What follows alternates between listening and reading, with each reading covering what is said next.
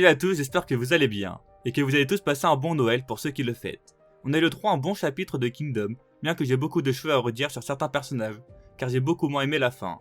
La review sera en deux parties. La première, on va parler de l'affrontement entre Shibashu et Usen, et la deuxième de l'unité Aishin face à Riboku, en faisant un gros focus sur Ten car il est temps d'ouvrir son dossier.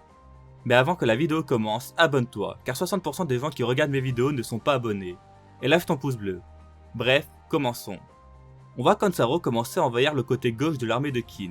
On apprend qu'il est arrivé avec un peu plus de 10 000 hommes, comme je l'avais dit lors de ma dernière review. Suhu, lui, est paralysé par la peur, et ne sait absolument pas comment réagir face à Jiaga et Kansaro, qui sont en train de détruire son armée. Malgré leur supériorité numérique, Kin a vraiment du mal. La différence de généraux se fait ressentir. Suhu est vraiment décevant. Denrimi, bien que pas impressionnant, ne fait pas honte à l'armée d'Usen.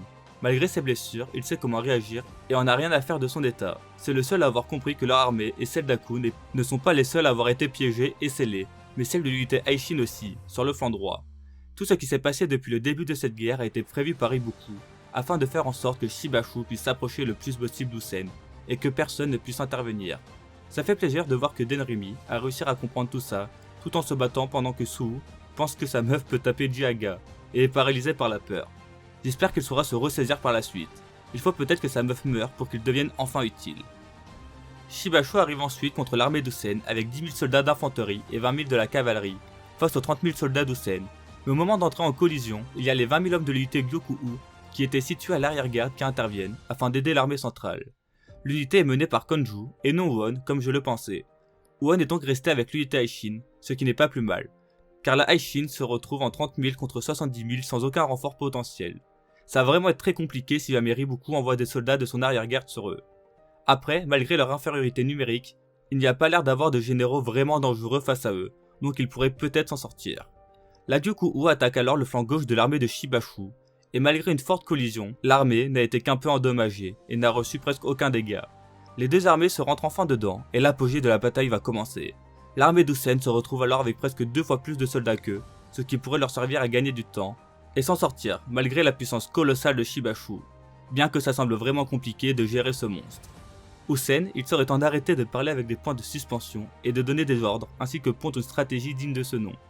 Personnellement, j'ai une totale confiance en toi et je suis sûr que tu as quelque chose derrière la tête, car malgré la situation, il n'a pas l'air de particulièrement stressé.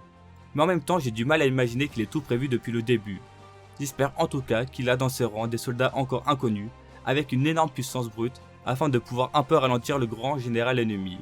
Et au vu de la situation, on va peut-être enfin le voir se battre et pouvoir admirer ses techniques de lance. Ou sinon, j'espère qu'il va nous sortir des stratégies encore inconnues, afin de stopper le grand général Shibashu. Maintenant, parlons de ce qui s'est passé du côté de l'unité Aishin. Ils réussissent à prendre le contrôle du fort et à l'encercler avec 10 000 soldats. Sauf qu'au moment de rentrer dans le fort, ils se rendent compte qu'il y a une entrée vers des souterrains afin de s'enfuir en dehors du fort. Tout ce qui s'est passé, Riboku l'avait prévu. Puis Ten dit tout haut ce que tout le monde pense d'elle. Je suis tellement idiote, une grosse idiote. C'est clairement honteux ce que Ten a fait. Comment c'est possible d'avoir en face de soi le plus grand stratège de Chine, qui a battu je ne sais combien de grands généraux, et de le sous-estimer autant? Là, elle pense que Riboku s'est enfermé comme un golemon dans son fort sans aucune stratégie et aucun moyen de s'enfuir. Limite qu'elle n'ait pas pensé au fait qu'il puisse s'enfuir via des souterrains, je trouve ça vraiment bête, mais je peux presque pardonner. Mais le fait qu'elle n'ait pas pensé une seule seconde au fait qu'il puisse y avoir un piège quelque part ou que Riboku avait prévu un truc pour fuir, c'est vraiment honteux. Déjà que sur les dernières batailles, Ten n'a pas été incroyable et beaucoup lui crachaient dessus, là ça va faire que s'empirer avec une erreur aussi idiote. À quoi sers-tu Ten? Si tu arrives même pas à comprendre ce genre de stratagème, tu mérites même pas ta place de stratège de l'unité Aishin. Certains diront qu'elle est jeune, d'autres diront que ça arrive de faire des erreurs, mais des erreurs aussi grosses c'est vraiment honteux et scandaleux. Mais bon, je tacle beaucoup Ten car c'est son rôle, mais on peut aussi en vouloir énormément à Shin.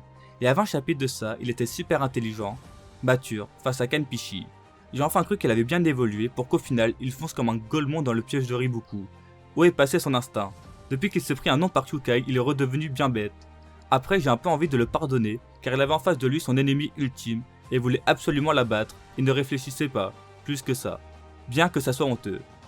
Mais Ten, elle n'avait que ça à faire, et pourtant elle n'a même pas réussi à imaginer qu'un tel souterrain puisse être créé, alors que 70% des gens sur Twitter se doutaient que quelque chose du genre allait se produire.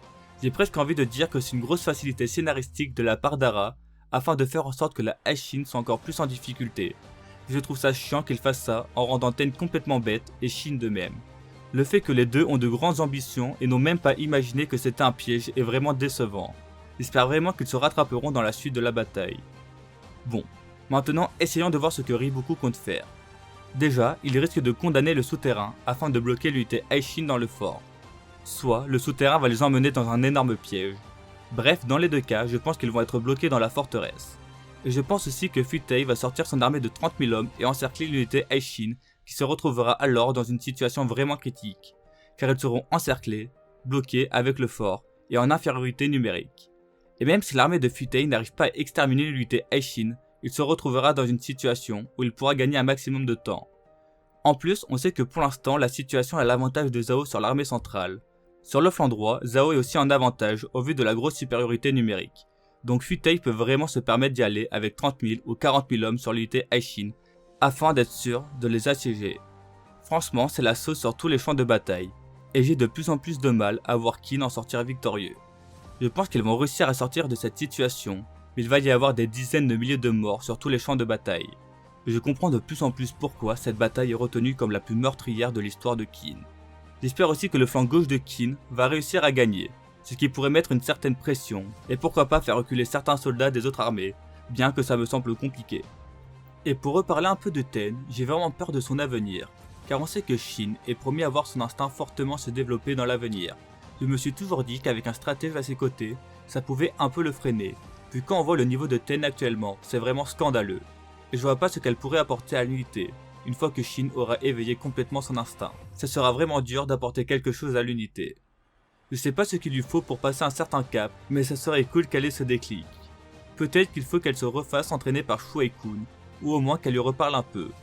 Ou sinon qu'elle s'inspire de mots Ten ou Sen, mais il va vraiment falloir qu'elle fasse quelque chose. Dites-moi en commentaire ce que vous pensez de Ten, ça m'intéresse beaucoup, car je vois quand même que les avis sont divergents, bien que plus ça va, et plus les gens sont unanimes pour dire qu'elle devient inutile.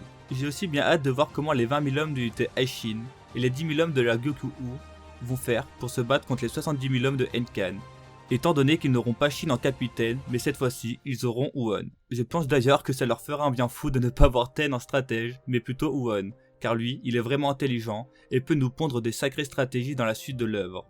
On risque d'avoir le duo Uon et Kyukai qui vont diriger tous les deux le flanc droit et ça risque d'être vraiment impressionnant. Les deux peuvent nous proposer de grandes choses, il est d'ailleurs temps pour Kyukai de rebriller. Que ce soit en stratégie ou en combat, je veux revoir la Kyukai des grands jours. La review touche à sa fin. J'aurais beaucoup critiqué Ten, mais à juste titre je trouve.